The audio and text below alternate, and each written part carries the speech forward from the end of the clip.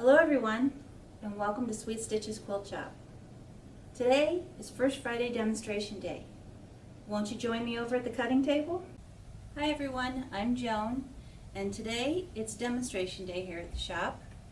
And our theme this month is tangles, as in rectangles, tangled up threads, just a play on words. So, the first quilt that I'm going to show you today is Day Hike.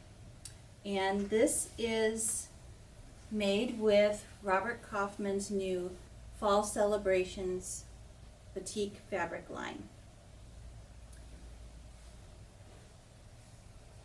It's got some beautiful colors in it, and we have lots of bolts of different fabrics. It's a great way to use up any fabric. It's a simple pattern that's made with 10-inch layer cake squares. And you're basically going to slice and insert a stripe through the 10-inch block, and then you're going to slice it in half and create these rectangles. The pattern is by Amy Ellis, and again it's Day Hike. And here's just what one block looks like out of the quilt. It's a very easy quilt to make. And it looks great in lots of different fabrics. So here I have some extra blocks that were left over from making the quilt. I tend to make extra blocks just in case I want to make the quilt a little bit bigger. But for this one, I think that I'm going to make this a table runner instead. And so I'm going to quilt this one up myself. And I'm going to try a new product that we have here at the shop that's called Quilting Elements. And what it is a stitchable paper that you can follow with your free motion quilting foot. And they come in packs of 4 with instructions, and they come in lots of different designs.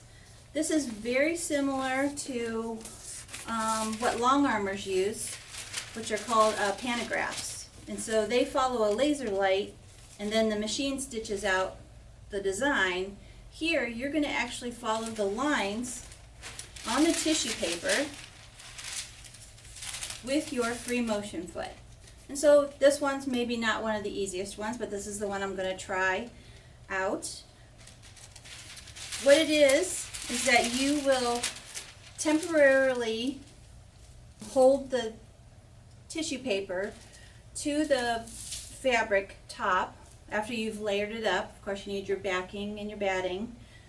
And you're going to, they suggest 505 spray as a temporary spray to hold the tissue on top of your quilt. And so you would lightly spray that on there, and it's going to hold it in place for you to start your stitching at one end, and you're going to just follow the lines all the way down to the other end. And so if you have a bigger quilt, you will just put the next piece of tissue at the end down here and connect it and line up the lines. And then the next one, they have kind of a ghost pattern here so that you can match up pattern for the next row that you're going to quilt. Here, this gives you a little bit more of a guide so that you can just kind of quilt along the lines. And when you're all done quilting, you just tear the tissue paper away. And so you might get a little bit of tissue paper in your stitches, and a tweezer is the recommended way to just pick the little bits of tissue out of the quilted piece. It comes in these long rectangles, sheets. And I have a bunch of different patterns to choose from.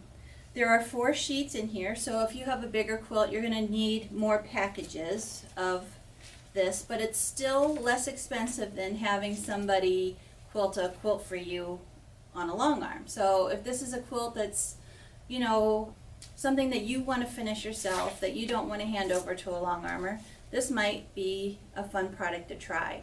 Especially if you enjoy doing free motion, but you're just not confident in your stitches yet.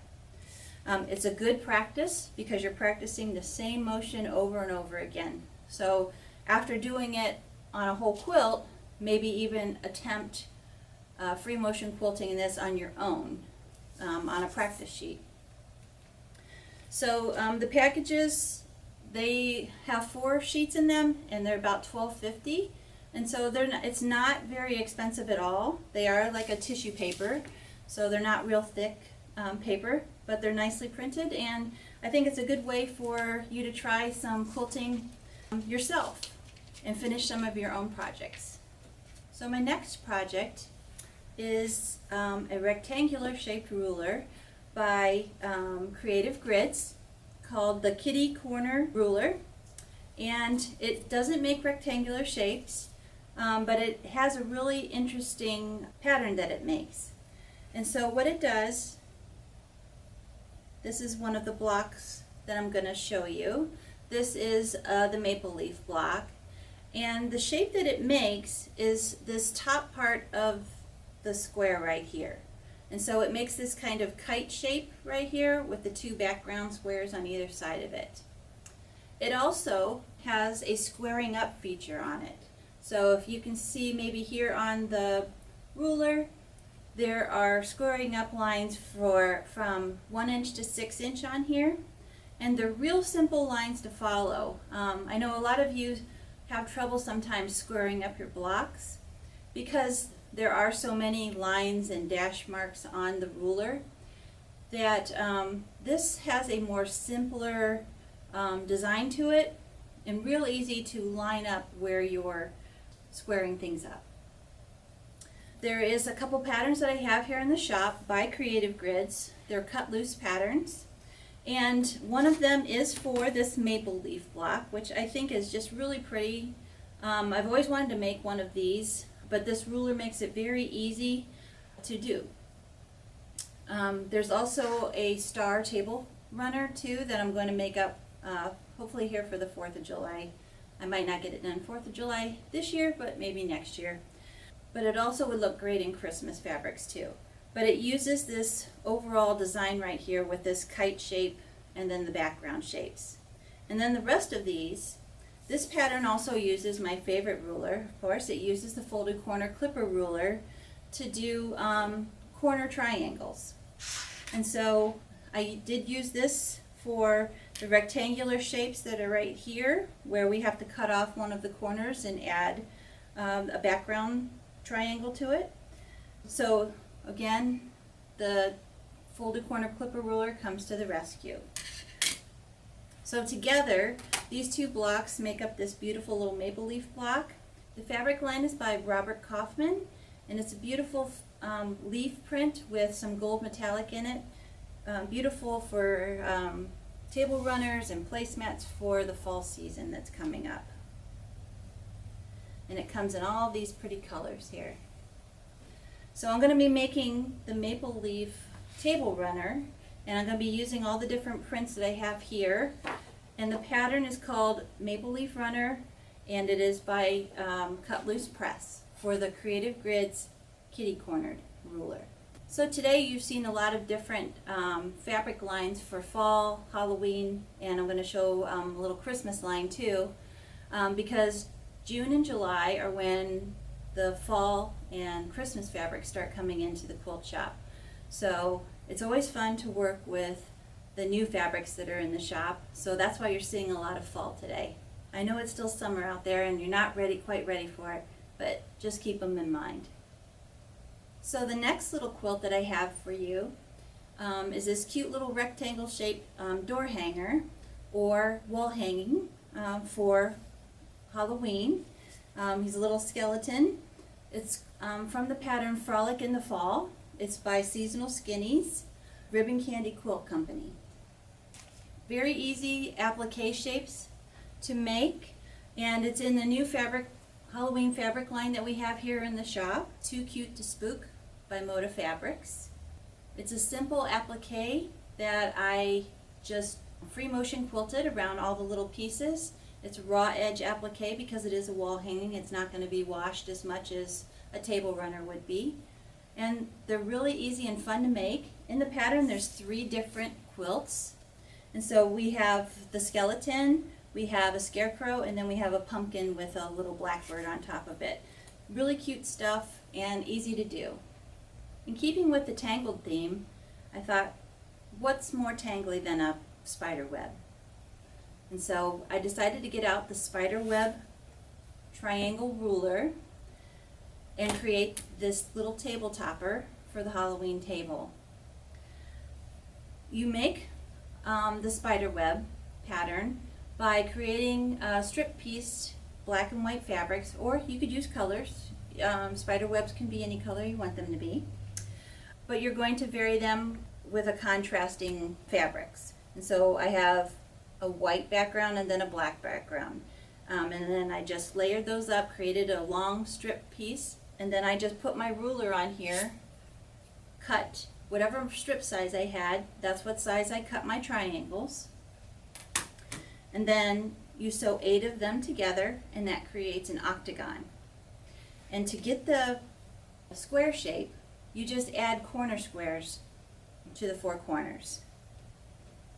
And so this is a planned strip set look, and you can also do an unplanned strip set look. So what you can do is you can vary the sizes of the different strips or vary the colors, and it's going to make it look a little bit more messy and tangled like a spider web. A great pattern to make for Halloween. This is the spider web ruler by Creative Grits. So I have a few products today to go along with the tangled theme, and 2 of them are bobbin savers. So it's going to keep your bobbins from becoming all tangled up in a drawer or however you store them.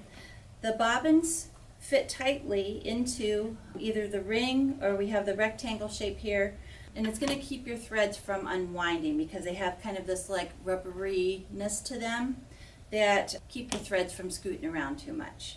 They're great to keep because you can throw them right in the drawer. They don't have to stay out on your area and mess up your sewing area. So it keeps everything nice and neat, and it keeps it from getting tangled. Another product here in the store is Thread Magic. And so Thread Magic helps keep your threads when you're hand stitching from tangling up. It's kind of like beeswax, which we also carry here in the store, but you run your thread through the little grooves that are here, and it runs through waxy substance that just keeps your thread nice and neat and keeps it from tangling. So if you're having trouble with your thread tangling, try some Thread Magic or some beeswax. Also, if you are threading a needle, it's important to thread your hand needles when your thread is still on your spool. This ensures that you're threading your needle onto the thread correctly with the way that the thread is twisted. What this prevents is it tangling and knotting up on you. And if you cut the thread first, you might thread it the wrong way and it's going to knot up more. So if you just put the thread on the end before you take it off your spool, you'll have better luck. And also, if you're having trouble threading your needle, try turning the needle around, because the eye of a needle is punched in, and so it's smoother going one direction than it is the other direction. Just a little tip on any handwork that you might be doing where you might have tangling threads. So soon it will be time for quilting retreats, and so we have these portable travel size cutting mat and pressing mat combo that works perfectly with our little steam fast irons that are a big favorite here in the shop. We like them because they're not too heavy and they will press up your block beautifully. And so these are 2 great items to take along with you on your quilting retreat or sewing with friends. So June has been a busy month for us. We've had quilt shows that we've ended at, and we visited quilt guilds. So I haven't had a lot of time to sew this month, but I wanted to share one last quilt with you that's made in a brand new fabric line by Riley Blake. And it has an old-fashioned look to it. It has the old-fashioned Santas on it, and holly and plaids. Just really great retro fabric line. And the quilt that I decided to make with the fabric line is called Elvira. It sounds more like a Halloween name. So I'm going to rename mine Peppermint Stick because they kind of remind me of a peppermint stick with the diagonal lines that wrap around the rectangles.